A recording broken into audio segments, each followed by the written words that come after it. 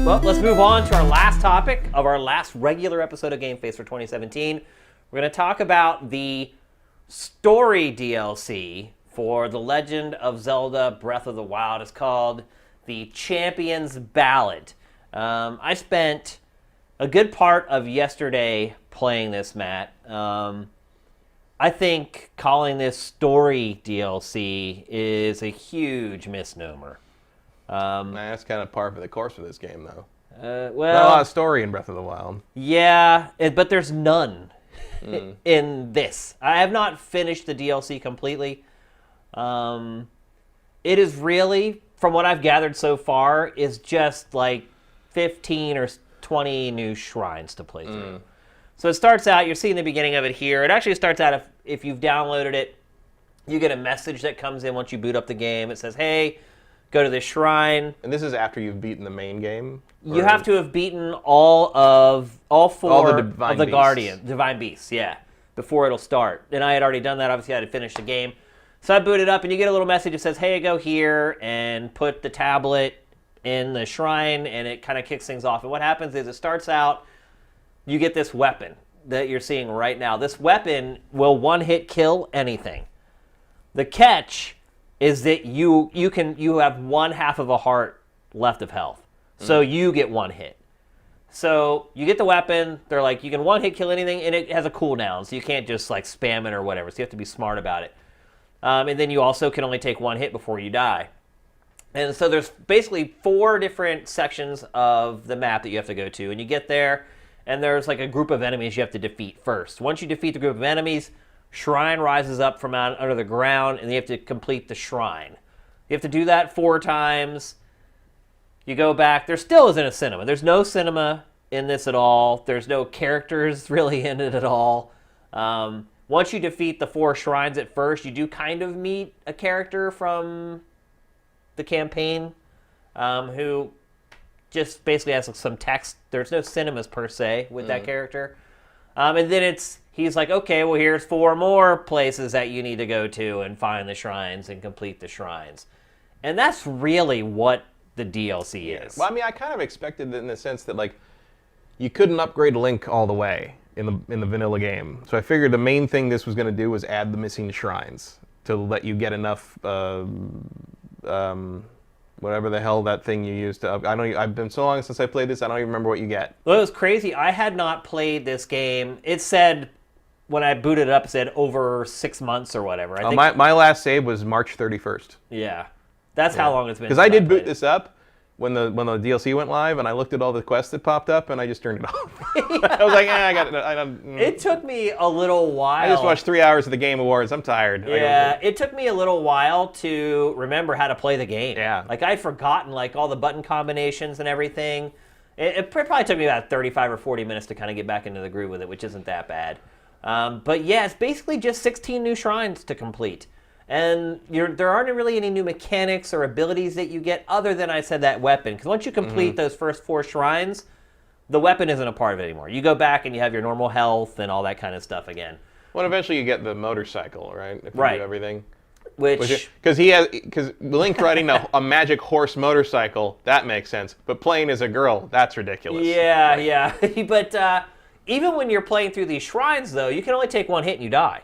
So, like, in this particular thing you're seeing right here, like, if one spike hits you, you die. You're done.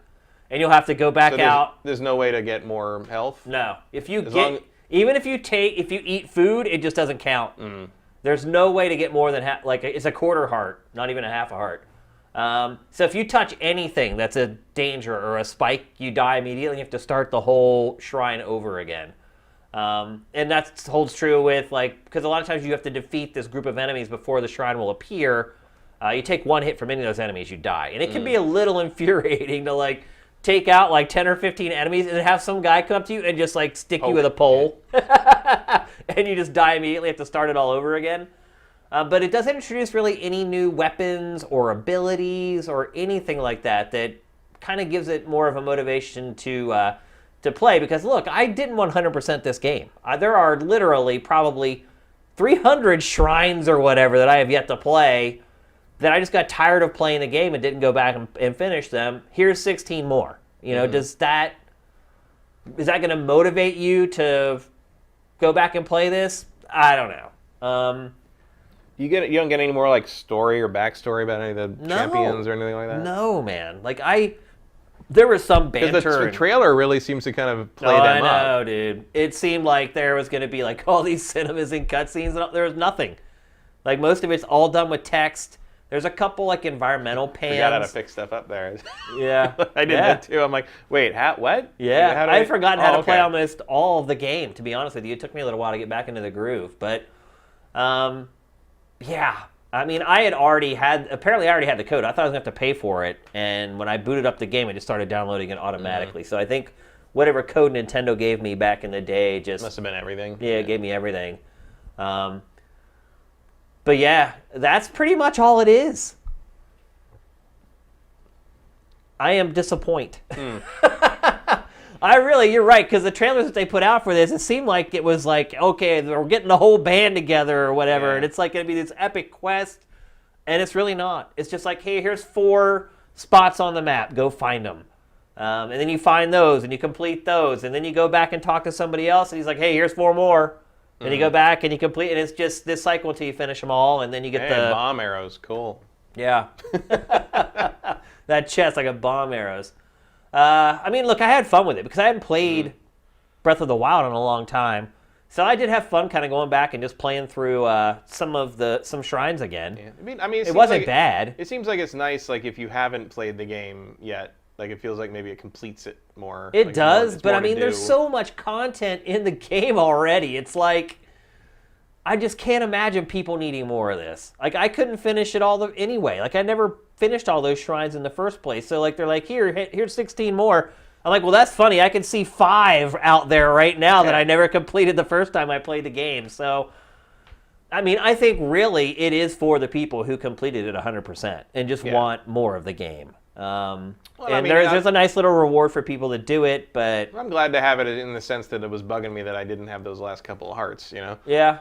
I mean, you're right, though. This will give you, like, that, for the completionist, yeah, it'll give people, like, that closure. Because there weren't enough shrines to fully upgrade Link until now. Right, and now there are, and everyone can complete their collection, so to speak, complete Link, so to speak.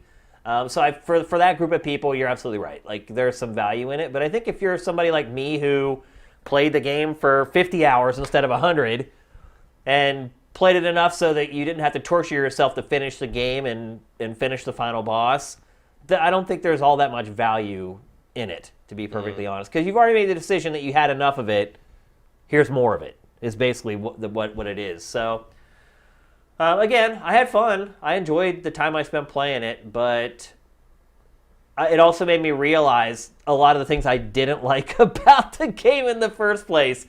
And it also, I will say, in a lot of ways, I'm glad I went back and played it again before next week's episode, because Game of the Year's coming up, and time has a way of either flavoring your opinion for the positive or the negative. And I honestly would say that over the last 9 months or whatever, my opinion of this game has gone up. Even though now in my mind I'm like, oh, it's better than I thought it was. Because so many people told me how good it was, and I was like, okay, I just didn't get it.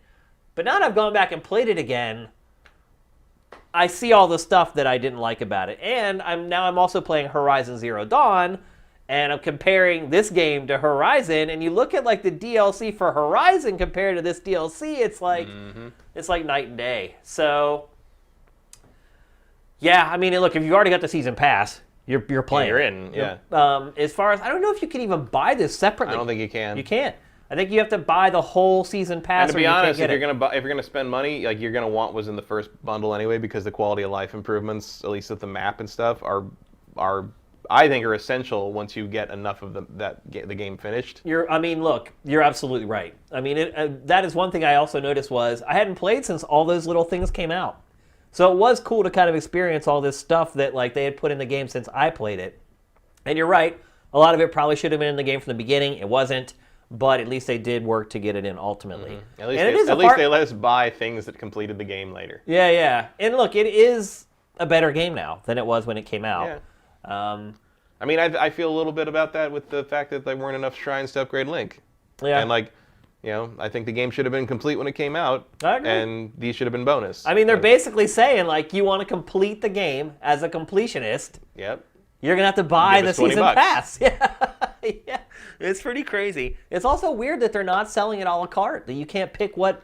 Yeah, I don't know what that's about. I thought they were going to do that, but maybe that comes later. I don't know. I think, honestly, you're paying the $20 for this. Is what it really comes down to. Those other updates are, like, they're pretty insignificant. There's like the master whatever. Mm-hmm. Well, I mean, the saddle that lets you summon the horse wherever you are is pretty, or the whichever that is. There's some item you get that lets you summon the horse wherever you are. Yeah. And I'm like, that's pretty good. And the thing something that probably should have been. Yeah. And the little thing you can drop that gives you an instant fast travel point wherever you are, you can travel back to it. Again, should have been in the main game. Yeah. But like. Those are essential quality of life upgrades, especially once you've played this game for like 50 hours and you just need to get some stuff done. Yeah. So I guess that's my recommendation. If you're someone who 100%ed what you could of this when it came out, buy it, play it, you're going to love it. If you're someone who finished the game, beat the end boss, and was like, I'm not going back and doing more, it's really not worth buying. Because you're just adding 16 more shrines onto the 50 or whatever you had left to complete in the first place that you weren't interested in completing. So, I don't know. I definitely expected a lot more out of this than what I got out of it. Even, like, I would say some of the shrines aren't even, like, the best shrine, some of the better shrines in the game despite all this time. And I kind of thought that the shrines might incorporate some stuff in them that I hadn't really... fiddled around with before, but it's all just kind of the same stuff. Like, I mean, I definitely. Hey, here's a pool of water. You can't get up there. You create an ice block. I mean, I definitely expected it to be those shrines, but I thought there would be more to it. Context and story. Yeah, very little. So I thought there'd be like a reason those shrines weren't there. You know. Right. But no, I mean, apparently the guy with the accordion just didn't tell you about them yet. Yeah. Well, yeah. I mean, you go to the locations and you kill the monsters, and then they just come up out of the dirt. There you go. All right. So there you have it. My take on the first ever Legend of Zelda story DLC. First time we've ever got anything like that for a Zelda game, which is pretty crazy to think about. But hopefully they'll do better next time. Obviously, most people are complaining it was just given Game of the Year by, like, and it's going to be given Game of the Year by God knows how many publications. I'm guessing about 75% of all publications. All of them plus 2.